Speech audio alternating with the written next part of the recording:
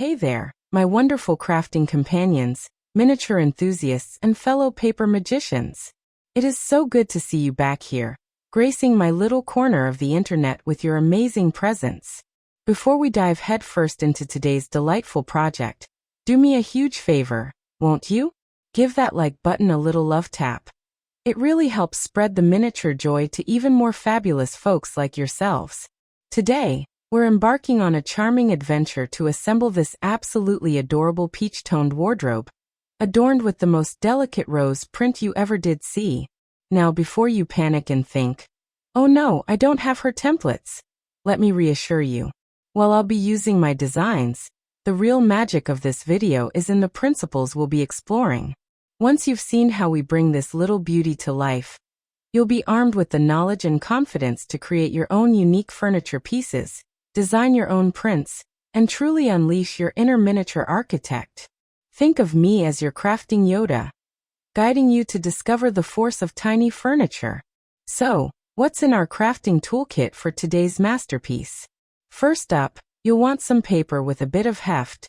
Think anywhere from 160 to 200 GSM. Personally, I'm a creature of habit, and for this video, I'm sticking with my trusty 160 GSM. It's that sweet spot of sturdy yet forgiving. Next, you'll need a trusty pair of scissors. Or, if you're living in the future like some of my more technologically advanced crafters, a cutter plotter will make quick work of those intricate lines. Then a scoring tool or a simple awl is an absolute must for those crisp, clean folds. Trust me, it's the secret sauce to professional-looking miniatures. And finally, glue. I'm a big fan of silicone glue for this kind of work. It gives you a little wiggle room to adjust before it sets, which, let's be honest, is a lifesaver when you're dealing with tiny tabs.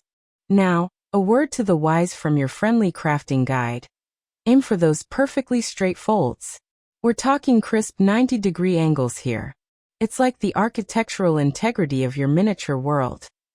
Keep those lines sharp, and your furniture will stand tall and proud, looking utterly elegant.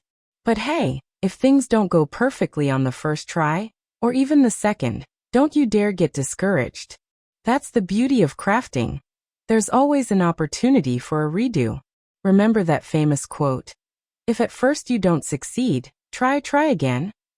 Well, in crafting it's more like, if at first you don't succeed, grab another sheet of paper because it's probably easier than trying to fix that wonky fold. I vividly remember one time, when I was designing a chest of drawers, a seemingly innocent piece, right? Well, it decided to be my crafting nemesis. I just could not get the details to align perfectly.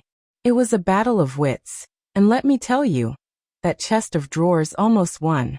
I had to redesign and rebuild it not once, not twice, but 4 times before it finally surrendered to my will. 4 times. And I've been doing this for a while. So even seasoned crafters have those moments where a project just decides to be challenging. So if you hit a snag, just know you're in good company.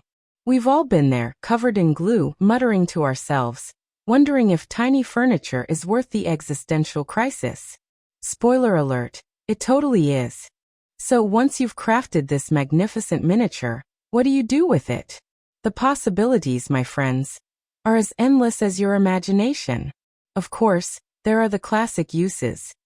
Adorning your beloved dollhouses, bringing intricate room installations to life, or even as a unique, handmade gift that screams, "I thought of you," and spent hours meticulously gluing tiny things.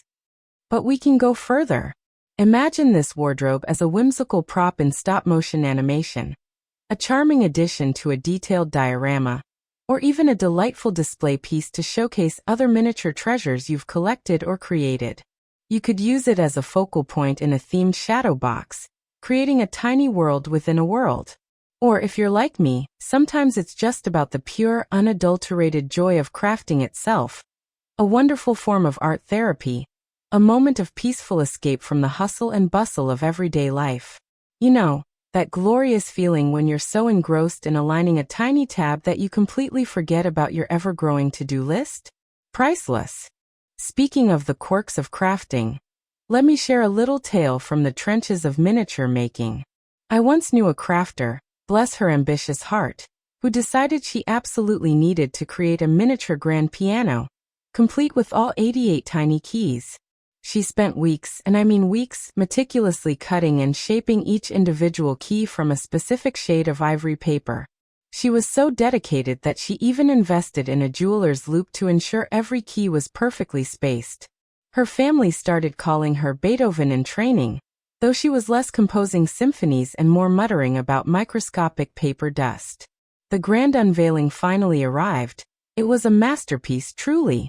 But then her curious cat, a fluffy menace named Mittens, decided it was the perfect time to investigate this new, intriguing object on the desk. One swift paw swipe later, and all 88 miniature keys were scattered across the floor, looking like a tiny paper blizzard. Our crafting friend just stood there, jaw dropped, before slowly reaching for a dustpan and a very large glass of wine. The piano was eventually rebuilt, but legend has it, Mittens now has her own dedicated cat-proof crafting zone. Alright, my dear crafting comrades, that brings us to the end of our little chat. I hope you feel inspired and ready to dive into your own crafting adventures, whether you're building this charming wardrobe or embarking on a completely different miniature quest.